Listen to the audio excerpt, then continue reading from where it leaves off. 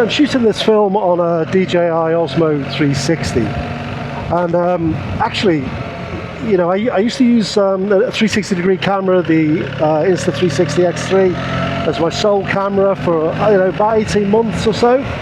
And you know, whilst it's a great, they're great cameras, the ability to not worry about framing your shot and just reframe it post and all of that is is obviously a terrific strength of 360-degree cameras, but it's also kind of like their biggest weakness, because that step of reframing is actually quite onerous. And what I found when I was using it as my sole vlogging camera was, I'd make all these, shoot all this great footage, go on a trip or something, and then basically the reframing bit just put me off, and I kind of then never got around to actually making any films, which just seems slightly pointless.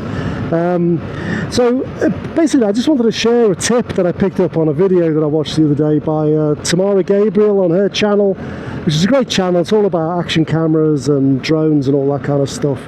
But basically, what she said is, if you just shoot in a pretty straightforward kind of camera A, kind of camera B type interaction. So for motovlogging, I mean, basically you just want to shoot down the road and then have a camera pointing back at yourself. But what she suggested was how you might replicate that using a 360-degree camera, but was like super easy when it came to reframing, so it didn't consume lots of time.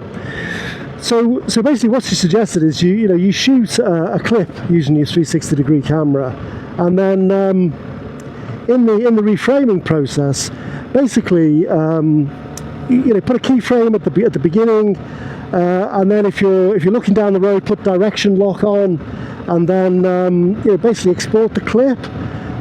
So effectively you just get a clip facing in one direction, and then continue editing that. So export that reframed clip in one direction, and then continue editing, and basically replace the keyframe with one that's pointing at you, and then use the deep tracking mode to keep the camera focused on you, and then basically just export that clip.